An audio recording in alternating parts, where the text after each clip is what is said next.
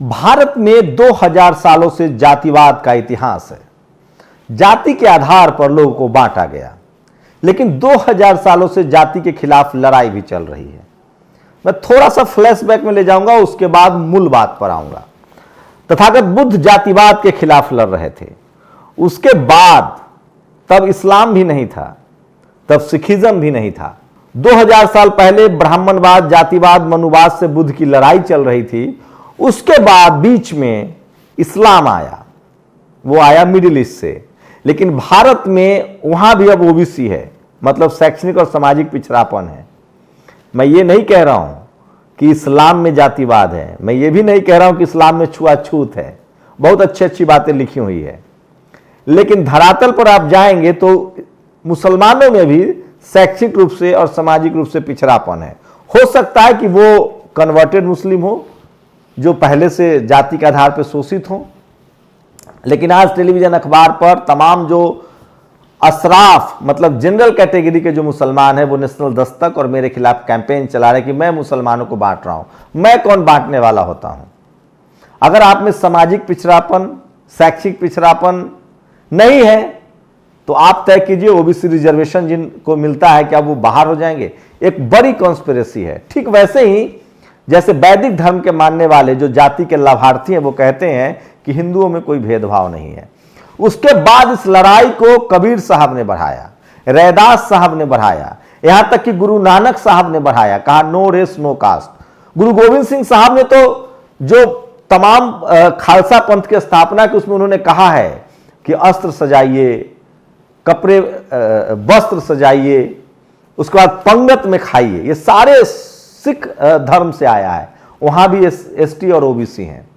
उनके धर्म में बिल्कुल जातिवाद नहीं है, लेकिन समाज में जातिवाद है। तो सिखों में भी है, बुद्धिस्टों में भी है। तो ये देश जातियों में बटा हुआ था। इसके खिलाफ तमाम लोगों ने लड़ाइयां लड़ी। गुरु गोविंद सिंह, जो भारत में जो लोग महापुरुष पैदा हुए, मैं उनकी बात कह रहा हूं। तथागत बुद्ध, गुरु नानक साहब, गुरु गोविंद सिंह साहब, रैदास साहब, कबीर, संत शिरोमणि रविदास महाराज, कबीर। उसके बाद आइए पोस्ट मॉडर्नाइजेशन में डॉक्टर अंबेडकर, फूले, पेरियार, अयंकली, न जाने कितने नाम हैं जो मैं लेना चाहूं तो भी मैं, संत गाडगे, तमाम बहुजन समाज के लोग। लेकिन ऐतिहासिक रूप से साहू जी महाराज, शिवाजी महाराज, संभाजी महाराज, पेरियार, फूले, अंबेडकर, ये तमाम बड़े लोग हैं जिन्होंने जातिवाद के खिलाफ लड़ाई लड़ी। उसके बाद देश आजाद हो गया। देश लगभग हजारों जातियों में बटा हुआ था। आंकड़ा खासकर शेड्यूल ओबीसी की जो जातियां, उनकी कहा जाता है कि 3200 के करीब जातियां थी। हर धर्म में जातियां थी। उसको एकजुट करने के लिए, देश को मजबूत करने के लिए एससी एसटी ओबीसी बना। अब यह स्थिति है कि आप सिख समाज में हैं तो भी वहां ओबीसी रिजर्वेशन है, शेड्यूल कास्ट रिजर्वेशन है। आप पिछड़े, आप हिंदू समाज में है तो भी एससी एसटी ओबीसी है। आप मुस्लिम समाज में है तो भी ओबीसी का रिजर्वेशन है और शेड्यूल ट्राइब का रिजर्वेशन है। आप अगर क्रिश्चियन समाज में तो भी ट्राइबल का रिजर्वेशन है। तो भारत में रिजर्वेशन दिया गया आपके सामाजिक पिछड़ापन, शैक्षिक पिछड़ापन और अनटचेबिलिटी, भेदभाव के खिलाफ। और इसका नतीजा हुआ कि इसमें लोग जगे हैं। लेकिन सवाल वही है कि आज भी कुछ लोग नहीं चाहते हैं कि जो एससी एसटी ओबीसी हैं उनको अधिकार मिले। मैं आपसे सीधा सवाल पूछता हूं, अगर आप पढ़े लिखे हैं, किसी भी कम्युनिटी से हैं, किसी भी धर्म से हैं, किसी भी जाति से हैं, जो कि अब तक खत्म नहीं हुआ है। बाबा साहब ने उसी जातियों को खत्म करके, उन्होंने किसी धर्म को खत्म करने की बात नहीं कही है। संविधान में प्रावधान है कि आपका धर्म सुरक्षित है, आप अपने धर्म को मान सकते हैं, अपने आस्था को मान सकते हैं, कोई आपके धार्मिक ठेस नहीं पहुंचा सकता है, किसी को अधिकार भी नहीं है संवैधानिक रूप से। लेकिन बाबा साहब ने आपको सारा अधिकार एससी एसटी ओबीसी के नाम पर दिया है।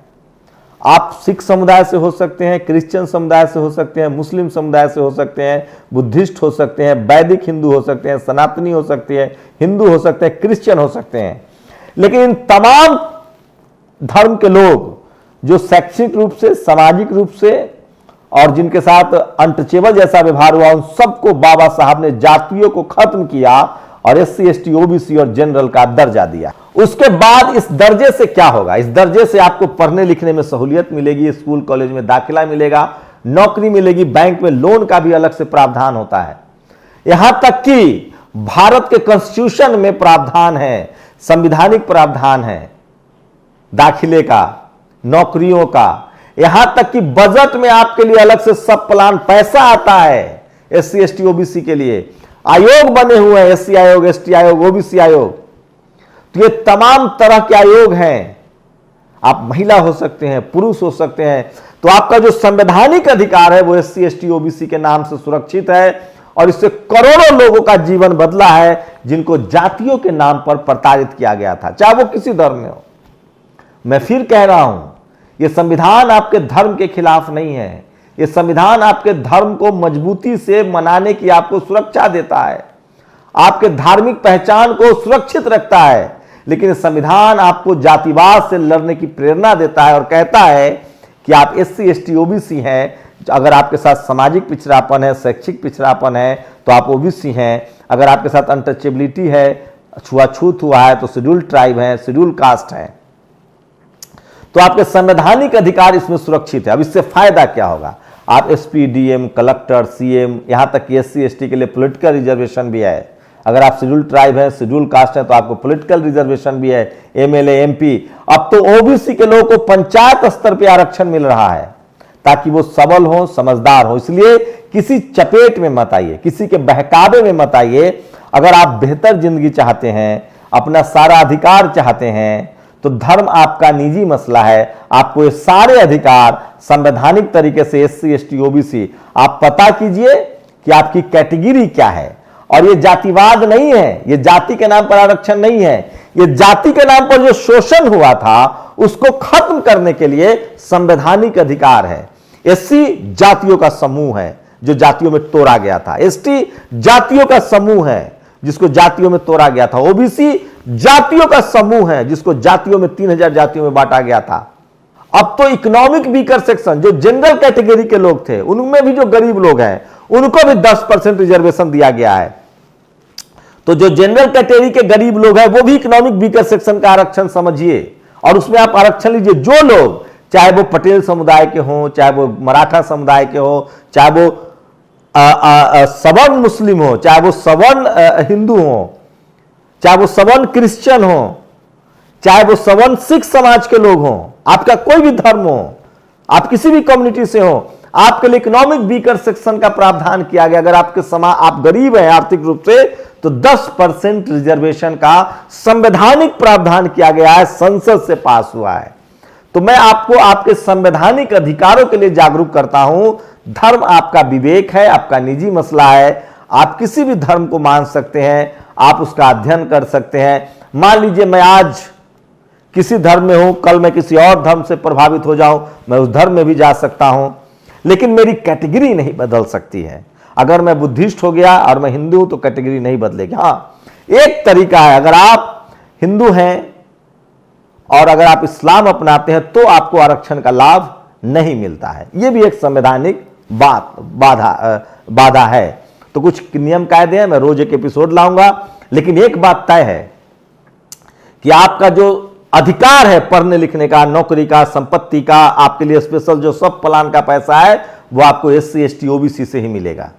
ये आपका संवैधानिक अधिकार है और इसका चयन किस आधार पे हुआ है? आपके साथ अगर सामाजिक रूप से पिछड़े हैं, शैक्षिक रूप से पिछड़े हैं तो आप OBC कैटेगरी में हैं। अगर आपके साथ अनटचेबिलिटी हुआ है तो आप शेड्यूल कास्ट हैं, शेड्यूल ट्राइब हैं। अगर आप सवर्ण समाज से, आपके साथ जातिवाद नहीं हुआ है, आपके साथ शैक्षिक रूप से पिछड़े नहीं है, सामाजिक रूप से भी आपके साथ भेदभाव नहीं हुआ है, सामाजिक और शैक्षिक भी पिछड़े नहीं है, लेकिन आप गरीब हैं तो इकोनॉमिक वीकर सेक्शन मिलेगा आपको। यह संवैधानिक टर्म है, आपको कोई नहीं बताएगा। तो जब भी आपके लोग, समूह के लोग आए, हाँ, इन चारों SC ST OBC का जो सबसे ज्यादा विरोध करते हैं वो लोग करते हैं जो कल तक अनरिजर्व कैटेगरी में थे। उनको लगता था कि उनका कलेक्टर, SP DM CM जिस तरह से उन्होंने जाति के नाम पर वर्चस्व बनाया और वो वर्चस्व को कायम रखना चाहते हैं, जबकि एक बड़ी विडंबना देखिए, हर धर्म के लोग कहते हैं कि हमारे यहां छुआछूत जातिवाद नहीं है। यह अच्छी बात है। गुरु नानक साहब के विचार, रैदास के विचार, कबीर के विचार, फूले के विचार, बुद्ध के विचार, ये सब का प्रचलन होना चाहिए। गुरु गोविंद सिंह साहब के विचारों को पढ़िए और जातिवाद खत्म होना चाहिए। और जिस जाति के नाम पर इस देश में शोषण हुआ या शोषण चल रहा है वो रुकना चाहिए। मैं एक बात जाते जाते कहूंगा कि अब जो जातिवाद है वो शहरों में है और पावर सेंटर्स में है, और जातिवाद को समझने के लिए कम से कम आपको ऊंचे लेवल की पढ़ाई करनी पड़ेगी, तभी जातिवाद के जाल से आप निकल पाएंगे। अगर आप SC ST OBC हैं या रिजर्व कैटेगरी के भी गरीब हैं तो ये वीडियो आपके लिए लाभकारी होगा। आपके सारे संवैधानिक अधिकार, SP DM collector CM PM नेता MLA MP doctor engineer business, सबका अधिकार आपके संविधान में है। अगर आप जनरल कैटेगरी में हैं, गरीब हैं, तो आप पता कीजिए कि आपकी कैटेगरी क्या है संवैधानिक रूप से। अगर आप जनरल कैटेगरी में हैं, गरीब हैं, तो इकोनॉमिक वीकर सेक्शन में 10% रिजर्वेशन है, वो आप ले सकते हैं, चाहे वो दाखिला हो चाहे नौकरी हो। अगर आप OBC में हैं तो भी आपको 27% रिजर्वेशन है सेंट्रल पैनल में। स्टेट में थोड़ा थोड़ा वेरी करता है। अगर आप शेड्यूल कास्ट हैं तो भी रिजर्वेशन है सेंट्रल पैनल में। आप शेड्यूल ट्राइब है तो अपनी कम्युनिटी का पता कीजिए कि आप SC हैं, ST हैं, OBC हैं या इकोनॉमिक वीकर सेक्शन कैटेगरी में आते हैं। इसके लिए आपको कुछ सर्टिफिकेट बनवाने होते हैं। अगर आप इकोनॉमिक वीकर सेक्शन में हैं, आय प्रमाण पत्र, इनकम सर्टिफिकेट बनवाना पड़ेगा। अगर आप ST हैं, OBC हैं और अगर आप SC हैं तो आपको कास्ट सर्टिफिकेट उसको बोलते हैं, वो बनवाना पड़ेगा और आप संवैधानिक लाभ ले सकते हैं। आप लोग अपनी प्रतिक्रिया जरूर दीजिए। शुक्रिया। नेशनल दस्तक की आपसे गुजारिश है कि अगर इसको बचाना चाहते हैं तो नेशनल दस्तक को सब्सक्राइब करने के लिए रेड कलर के सब्सक्राइब बटन को दबाएं, फिर बेल आइकन की घंटी दबाएं। नेशनल दस्तक को बचाने के लिए बहुत जरूरी है कि हर खबर को शेयर करें, लाइक करें, कमेंट जरूर करें।